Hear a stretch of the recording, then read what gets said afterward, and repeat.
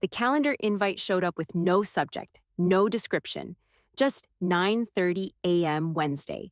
It came from Cam, our principal, so I couldn't exactly ignore it. No one else was on it. That was the first red flag. I walked in and he didn't even look up, just sat there in his windowless office stabbing a granola bar with a pen like he was mad it existed. Close the door, he said, still focused on mutilating his snack. I closed it and sat down. We're making some adjustments, he said. Flat. No let in. We're moving the reading intervention group to Luke. I stared at him. You're moving my kids? They'll still be supported, he said, finally looking at me. You'll be perfect to reimagine student engagement initiatives. That phrase hung in the air like a fart. Everyone at our school knew that was admin code for projects we don't care about but need to say we're doing. Luke. They were giving it to Luke. This was the same guy who once printed out an entire email thread just to ask what reply all meant. He'd come from a charter school that had closed mid-semester, and somehow he'd floated right into our district with a title and no track record. I didn't blink. What kind of initiatives are we talking about? Cam waved his hand like he was casting a spell. Community-centric ones. That meant he hadn't thought about it. He just needed me off the roster and out of Luke's way. I didn't say anything else. Just stood up, left his office, and walked back to my desk. My stomach was a knot, but I moved on autopilot, opened a new Google Doc, typed the date, one sentence. They reassigned my kids. Quick note, before we go further, share which city or country you're watching from. I didn't tell anyone that day. Didn't reply to the staff Slack message about exciting new roles. Just sat there while the same 3 teachers rotated by my desk pretending they weren't looking for gossip. I kept the doc open the whole time. Just that one line. That was the moment I knew something was off. Not just with Cam, with everything. I hit save, closed the document, and started packing up my tracking sheets. By Friday, I got my new assignment in an email, Project Homebase. No details, just a sentence about building a staff loyalty framework and a link to the project brief. I clicked it. The link opened a half-dead Google slide. First slide was titled, Homebase Vision, Draft. There was a broken stock photo, a half-filled bullet list, and 3 hyperlinks that led to 404 errors. That was it. No timeline, no contacts, no direction. Just busy work dressed up in buzzwords. Meanwhile, Luke had gone full rebrand. He took the student tracking sheet I'd built over 2 years and renamed it Engagement Pulse 2.0. Same bones, same columns. Except now it had rounded corners, pastel color coding, and clip art of smiling cartoon kids. He even slapped a fake quote at the top. What gets measured gets motivated. No attribution. Probably made it up. I watched his rollout on Zoom from the back row. Camera off, mic muted. It was supposed to be an informal lunch and learn, but he had a slide deck and everything. He was standing in front of the staff lounge projector like he was pitching to investors. We're shifting from data input to data feeling, he said, like that meant anything. We're prioritizing intuition-based monitoring. Teachers know when a kid is off. We're just giving them the space to honor that gut check. Someone unmuted to ask a question. Jenna, maybe, but he cut her off. Let's keep questions till the end, he said, smiling like a politician. I didn't say a word, just watched and logged everything. I went back into my drive and started pulling old spreadsheets, tagging files by year, exporting backups, taking screenshots of every template I'd ever built. Behavior codes, escalation triggers, referral logs, even the conditional formatting rules, anything that had my fingerprints on it. I created a folder, named it Echo. No one had access but me. A few days later, I opened the Homebase doc again. Still dead. I added one slide, just a blank box with the title, Phase 1, and closed it. That was all I could stomach. That Monday, Luke posted in the staff Slack. Just wanted to give props to everyone leaning into our engagement evolution. Proud of this crew. Attached, a screenshot of the renamed tracker with a watermark that said, Built for Growth, built by me. I didn't respond, just clicked into the post, saved the image, and dropped it into Echo. Labeled it Proof of Repurpose. Cam hearted the post within 5 minutes. Of course he did. Later that day, someone pinged me asking if Project Homebase had an update timeline. I typed out, still developing framework milestones, and hit send. Translation. I was staring at a slideshow graveyard and pretending it meant something. Every night that week, I stayed late, not working on Homebase, just archiving. Anything Luke touched, I screenshotted. If he changed a drop-down option, I noted the date and version. If he updated a code label, I followed the edit trail. It wasn't revenge, not yet. It was preservation. Because I'd seen this before, how leadership rewrites stories when people leave. I wasn't going to let that happen again. By Thursday, I had a system. By Friday, I had proof. And by Monday, I had a reason. The next Tuesday, Luke posted a slide in the Number Weekly Wins channel. Bright colors, fake confetti at the top, big headline across the middle. Student disengagement down 12% since Q2. 12%. I didn't say anything, just stared at it. Then I opened my archived sheets from Q2, started cross-checking, pulled the last engagement poll I'd done before they reassigned the group. 4 students jumped out immediately. High-needs kids, chronic absences, flagged behaviors, multiple counselor referrals. All 4 of them were missing from his chart. Gone. I searched by name, found them buried in his new sheet under a generic tab labeled Archived. Their engagement tier, no follow-up needed. That's when it clicked. He'd rewritten the categories. Where I had detailed codes, peer conflict, home instability, flagged for counseling, suspected avoidance, Luke had 3 dropdowns now. Low concern, medium, high. That was it. Everything boiled down to a color. No explanations, no comments, no behavior markers. Just neat, sterile labels. I opened his dashboard again. The trend line looked perfect. Too perfect. Smooth drop in disengagement. But when I looked closer, the data range started after those 4 students were removed. He didn't reduce disengagement, he erased it. I sat back, arms crossed, staring at the screen. My jaw was locked so tight it hurt. This wasn't laziness, this was deliberate. Cam had handed Luke my system, and he'd gutted it to make himself look good. I opened QuickTime and hit record screen. No announcement, no reaction. I just started capturing everything. Every new update from Luke, recorded. Every Slack post, screenshot. Every version of that tracker, saved with timestamps. I went back into Echo and added a new folder. Altered Sheets. At 4:43 p.m., Luke posted a follow-up. We're piloting a simplified engagement tier system to empower staff intuition, less tracking, more connection. He attached a side-by-side graphic comparing my multi-code matrix with his stripped-down 3-tier model, labeled mine Legacy, his modern. That was the moment I stopped working on Project Homebase completely. I left the doc open on my browser just to fake activity, but I didn't touch a single slide again. Instead, I spent every day building a private log, change by change, student by student. By Thursday, he'd updated the dashboard again, this time with a fake testimonial. The new tracker helped me connect faster. Love the simplicity. Ms. A, 6th grade. There was no Ms. A in 6th grade. I checked the staff roster. Closest name was Ms. Alden, and she was out on maternity leave. He was planting quotes now. I screen captured that too. That night, I stayed at my desk until custodial came through. Opened a split screen, my last real engagement report on the left, his fake dashboard on the right. Went line by line. Every red flag I'd raised was gone. Every pattern I'd tracked over months, erased, renamed, diluted. I wasn't even angry. Not yet. I was cold. Focused. He'd underestimated me. Thought I'd roll over because I was tucked away in Loyalty Project Purgatory. Instead, I was documenting every lie he told. The next morning, I ordered a new external drive. Not for school files, for evidence. If he wanted to fake progress, fine. I'd show them what he really deleted. The drive came in 2 days later. Black, unmarked, 1 terabyte. I plugged it in and started syncing every folder from Echo. Then I got more aggressive. I opened Slack, found Luke's original Engagement Pulse 2.0 post, and clicked through the edit history. He'd changed the wording 3 times, once to remove experimental, once to shift staff-led model to district-supported, and finally to add Cam's name at the end, like an endorsement. I screen recorded the entire sequence. I started recording Luke's click path too. Every time he opened the tracking doc, I logged his edits in real time. He was doing it live in shared view, no clue I had audit permissions. One day, he renamed a student from Tier 3 concern to low concern and backdated the note.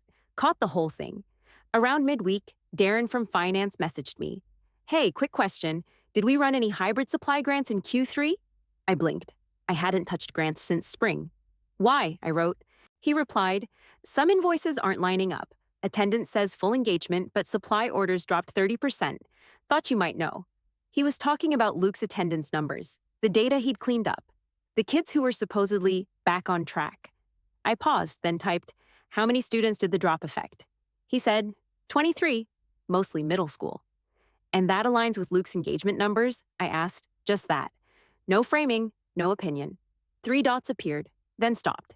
He didn't reply again for hours. That was the first crack. 2 days later, I got a message from Jaw in legal. Subject line, retention clause, student services, 2019 contract. She wrote, "Do you know if engagement data is part of our required 5-year archive under the Sunrise vendor agreement?" I did. It was. I replied, "Yes.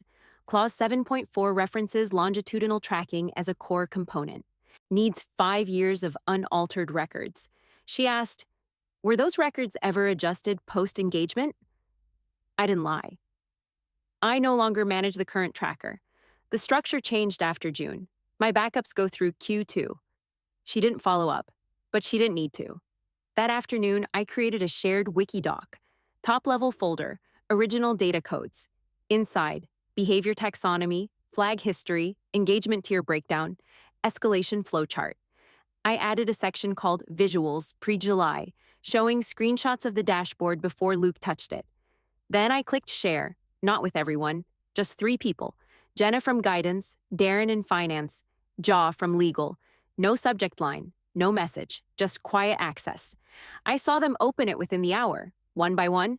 I didn't explain anything, didn't defend myself. I just gave them the map, breadcrumbs.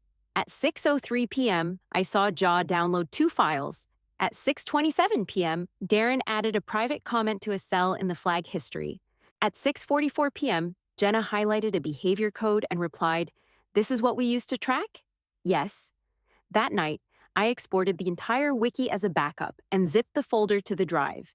Luke was still out there hosting lunch and learns and quoting fake staff testimonials. But now, people were reading the real story, and I wasn't whispering anymore. I was handing out flashlights. The first reaction came that same night. Darren dropped a wide-eyed emoji on the engagement flowchart tab. No message, just the face, big eyes, shocked. It sat there like a silent alarm.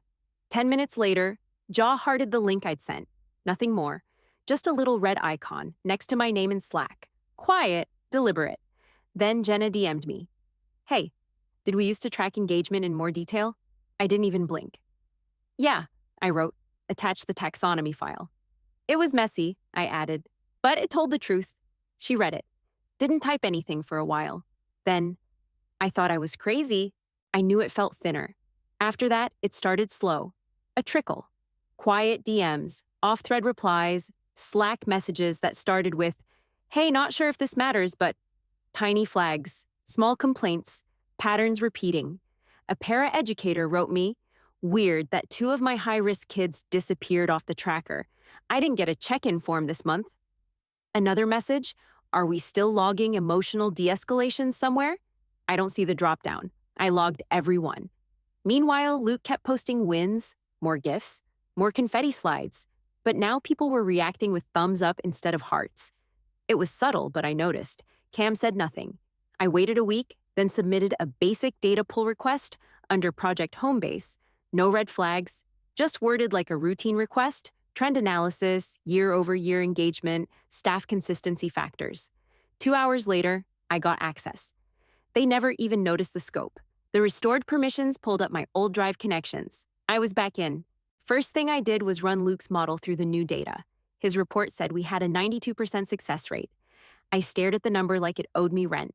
Then I used my own metrics. The real ones, not the candy-coated tiers. 78%? That was the real number. 14% of students, dozens of kids, mislabeled, ignored, dropped off the radar. I took screenshots of both forecasts, side by side. Luke's version had an upward trend line, little green arrows, bold text that said, "Tracking toward target." Mine was flat, brutal, honest. I labeled the files clearly. Pulse forecast, public view. Pulse forecast, actual. I didn't send them. Not yet. I saved them to Echo, added them to a new folder. Delta proofs. Then I logged off early. I walked down the hallway and passed Luke near the staff room. He smiled and nodded. all confidence and casual charm. I nodded back, but in my pocket I had the real numbers. And I wasn't guessing anymore, I knew exactly how far off he was. He was bluffing, and people were starting to see the cracks. The invite said, quarterly engagement trends, admin and instruction leadership. Luke's name was on it. Cam co-signed. Optional attendance, but strongly encouraged. Typical. I joined early, camera off. Luke came on wearing a blazer he only broke out for district presentations. Fake casual. Smiled like he was about to unveil a product launch. Appreciate you all joining, he started. Wanted to give a quick look at where we're headed and how the new model's already outperforming last year's metrics. First slide popped up. I froze. It was mine. Same color scheme, same layout, same font. The only difference? The numbers. He'd taken my original Q3 layout, gutted the content, and swapped in his fabricated success rates. Engagement up 17%. Support interventions down 31%. Chronic absence reduced in all tiers. Every stat was a lie. I looked closer at the tiny graph in the corner. He'd kept my axis labels, hadn't even changed the scale. Just shifted the bars to make it look like everything was climbing. Then came the kicker. These trends show our new student support model is delivering better results than any previous year on record. I clicked over to my files and opened the real Q3 poll. The kids he flagged as engaged. I ran their attendance that morning. Half of them had missed more than 10 days this quarter. Some hadn't logged a single wellness check. Not one counselor note. 0 flags. They weren't engaged. They were ghosted. I didn't react, didn't comment, just started building. Opened a new doc, one-pager format. On the left, his numbers. On the right, mine. Same structure, same headers, no edits, no commentary, just source versus source. At the bottom, I added one line. Methodology, all figures based on current dashboard exports as of date, with matched student IDs and unaltered attendance logs. No color, no charts, just facts. I opened a new email, addressed it to Lauren Bates, Chief of Staff to the Superintendent. Subject, possible clarification for Q3 report. No body text. Attached the one-pager. That was it. I hit send, closed my laptop, got up from my desk. As I walked to the break room, I passed a group of teachers talking about the presentation. One of them said, "That chart looked familiar. Didn't she build that system?"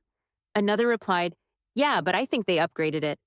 I didn't stop, didn't turn around, let them talk. That afternoon, I got a calendar notification from Lauren Bates. Subject, brief check-in, time, 9 a.m. sharp, tomorrow. No details, no invite list, just one name, Heron. That was all I needed. Next morning, I showed up 15 minutes early to the all-staff. First one in person in over a year.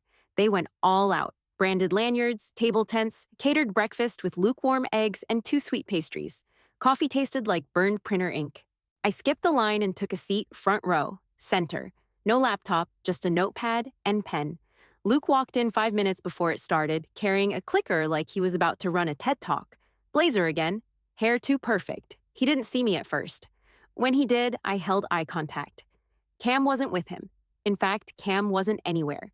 The CEO, Brad Dyer, took the mic first. Gave a short welcome, thanked us for navigating unprecedented challenges. The usual script, then handed it off. Now, I'll turn it over to Luke for the Q3 engagement overview. Luke stepped up, smiled, cleared his throat, clicked the first slide, and everything went quiet. Chart appeared. Big screen, full projection. Title, Quarterly Engagement Trendline, Q2 to Q3. And there it was, the crash. From a steady plateau in Q2 to a steep, undeniable drop in Q3. No styling, no softening, just red lines trending hard down. People shifted in their seats, a few whispered. Jenna turned in her chair and looked straight at me. Luke clicked again too fast, like he wanted to outrun the silence. "Now this dip represents a recalibration of metrics," he said, voice tightening. "We've adjusted our categorization methods for consistency." Brad held up a hand. "Where was this in the last report?" Luke froze, blinked. We hadn't fully reconciled the new tiers yet." Silence. Second slide loaded. Top 5 drivers of disengagement. Q3 data unfiltered. Brutal. Housing instability, chronic absence, emotional withdrawal, unflagged mental health concerns. Pure isolation. No buzzwords, just the truth. Brad turned to the side, looked at Jaw from legal, then to Luke. How long have you known? He asked. Luke opened his mouth, closed it, looked back at the chart like it might save him. No one spoke. The room went still. You could feel people checking each other, realizing they'd been fed spin for months. Luke shifted on his feet. Some of these issues were evolving in real time. No one believed that. Brad turned to the back, said quietly, "Where's Cam?" No one answered. Luke clicked again, but the next slide wouldn't load. He backed out of the presentation entirely and landed on the desktop. One file still open in preview mode. Pulse forecast, public view. He moved fast to minimize it, but it was too late. People saw it, saw the title, saw what it was compared to the charts on screen. Then someone behind me asked, low but clear, "Wait, isn't that the model from last year?" Luke didn't answer. Brad stepped forward, picked up the clicker. "We'll pause here," he said. "Let's take 15. Luke didn't move, didn't speak. I stood, walked straight to the coffee again, poured the same bitter mess into a fresh cup, and took my seat back up front. Nobody said a word to me. They didn't have to. By 8:10 the next morning, legal sent out the first data request. Subject: audit logs, Q3 revisions, urgent. CC'd Jay, Darren, and 3 people I didn't recognize. They wanted version histories, access logs, timestamps, Slack edits, everything from July forward. They weren't hunting me, but they found me anyway. I'd made sure of that. My name was tied to the original files, the old taxonomies, the clean baselines. Every single edit Luke made had a breadcrumb next to something I'd already built. When they looked for ground zero, they landed on Echo. Even if they didn't know that's what they were opening. I didn't respond to the email, just waited. By noon, the DM came. From Lauren Bates. Subject: can we talk? Short. Director: no emojis. That's how I knew it was serious. She sent a Zoom link. Just her. I joined. She was already there. "Appreciate you making time?" she said. Calm but focused. I nodded. "Didn't have anything better to do. Project Homebase hasn't moved in weeks." She didn't smile. "I'm going to be clear. We need you back in." I leaned back. "In what capacity?" "Student engagement, systems rebuild, advisory on intervention protocols. We want your framework restored." I didn't answer right away. She waited. Then I said, "I'm not coming back unless I set the terms." Lauren didn't blink. "Go ahead. Direct report to the superintendent, not to Cam, not to Brad. I want full access to all tiers, real-time edits, no gatekeeping. My taxonomy, my structure, my timeline." She tapped her pen once on the desk. "Anything else?" "Yeah, I don't want my name on anything unless I own the process. No co-leads, no soft relabeling. If I rebuild it, it's mine until it's done." She nodded slowly.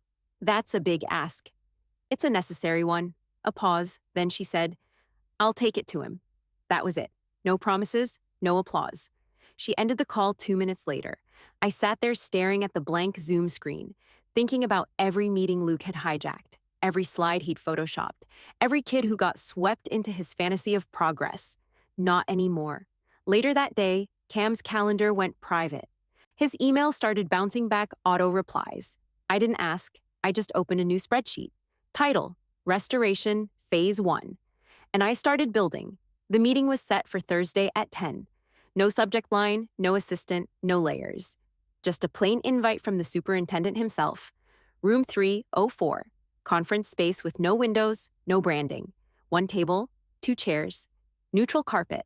The kind of place built to make you forget what power looks like. He was already there when I walked in. Had a manila folder in front of him. No laptop. "Thanks for coming," he said. Straight to the point. I sat. "I assume this is about engagement." He nodded once, opened the folder. Inside, printed copies, data charts, screenshots, email headers, all mine. "I've reviewed everything," he said. "The misreporting, the tier changes, the attendance masking.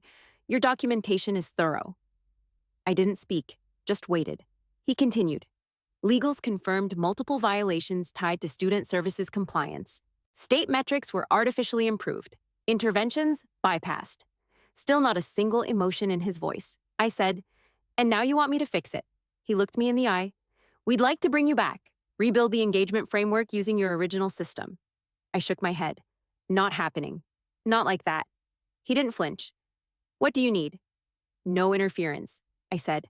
No gatekeeping. I report to you. Not a director, not a coach, not a data lead. You.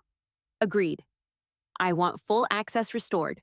Behavior logs, attendance entries, staff edit rights, and I'm not rebranding anything. No Pulse 2.0, no Student Vibes dashboard, no clip art. We do it real. He gave a slow nod. And I want all attribution clear. If my name's on it, it stays my work. If someone else touches it, I get to say no. He leaned back in his chair, crossed his arms. You know this won't be easy. Rebuilding credibility, staff trust, district compliance. It's a lot. I've done it before, I said. Only this time, people will see it while it's happening. Another pause. Then, okay. That was all he said. No speech, no fake gratitude, just a plain, solid okay. He stood. I stood. No handshake, just a nod, and I turned to leave. As I walked past the admin wing, I looked down the hall out of habit. Brad's office, dark, door cracked open. Nameplate still there, but the light had been off all week. Luke's desk, empty. Monitor gone. Chair pushed in. Drawer half open with nothing inside. I didn't stop walking. Just kept going straight toward the exit. There was nothing left to take back, but there was plenty left to rebuild. I was standing outside the admin building, waiting for my rideshare, when the audit email came in. Subject, review complete. Action required. Body, negligence flagged. Further review pending. Thank you for your cooperation. That was it. No names, no detail, just confirmation. I didn't celebrate, didn't punch the air or call anyone. I just smiled, small, sharp. Everything was in place, documented, dated, linked to the original version histories. They couldn't spin it anymore. They couldn't bury it under dashboards and pastel clip art. The truth was sitting right in their own server folders the whole time. They just never looked where it lived.